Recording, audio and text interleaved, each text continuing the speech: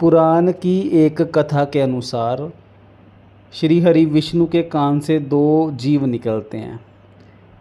एक निकलते ही शहद खाना शुरू कर देता है, इसलिए उसका नाम रखा जाता है मधु। और दूसरा एक कीट की तरह दिखता है, इसलिए उसका नाम रखा जाता है कैटब। और ये दोनों खा खा के इतने बड़े हो जाते हैं और ये ब्रह्मांड को घूमने लगते हैं। इन्हें कहीं ब्रह्मा बैठे मिलते हैं अपने कमल पे, तो ये ब्रह्मा को जाके धमकाते हैं और कहते हैं हम तुमसे ज़्यादा शक्तिशाली हैं, हम तुमसे ज़्यादा बड़े हैं, तुम हमारे आगे झुको। और ब्रह्मा को उनके कमल से गिरा देते हैं। ब्रह्मा डरते डरते श्री हरि विष्णु के पास जाते हैं और उनको कहते हैं हमें इस चीज़ से बचाओ। तो श्री हरि विष्णु एक ऐसा अवतार लेते हैं जिसमें उनका सिर घोड़े का होता है और वो उनसे लड़ना शुरू कर देते हैं। 5000 सालों तक ये लड़ाई चलती रहती है। श्री हरि विष्णु समझ जाते हैं कि वो ऐसे इन दोनों को हरा नहीं पाएंगे, इसलिए वो उनके आगे झुक जाते हैं और उनको कहते हैं कि मैं तुम्हारे से खुश हुआ, मांगो जो वरदान मांगते हो। वो घमंड घमंड में ये कह देते हैं कि तुम हमारे से हारे हो, हम तुम्हारे से वरदान क्यों मांगे, तुम मांगो जो हमारे से मांगते हो। और ये श्री हरि विष्णु की चाल थी।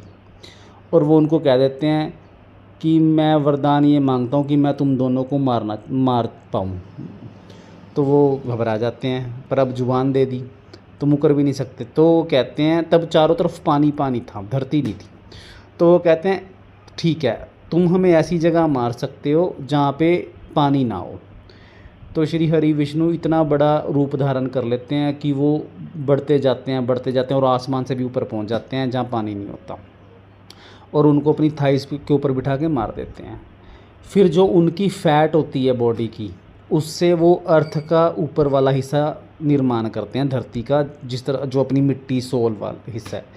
और बाकी हिस्सों को, बाकी उनकी बॉडी को 6-6 पार्ट्स में काट देते हैं, दोनों की बॉडी को 12 पार्ट्स हो जाते हैं। उनसे वो अर्थ की 12 प्लेट्स बनाते हैं। तो इस तरह अर्थ बनी पुराण के हिसाब से। बाकी अगर तब अर्थ थी नहीं तो फिर शायद कहाँ से आया। बाकी देखिए कितनी सच है बात, कितनी झूठ है, आप देखिए, आप समझिए और आप जानिए कि कितनी सच है और कितनी झूठ है। बाकी देखिए जितनी भी ये कहानियाँ हैं उनमें एक सच तो ज़रूर है, अगर आप ध्यान लगाएंगे तो आप परमात्मा को पा सकते हैं।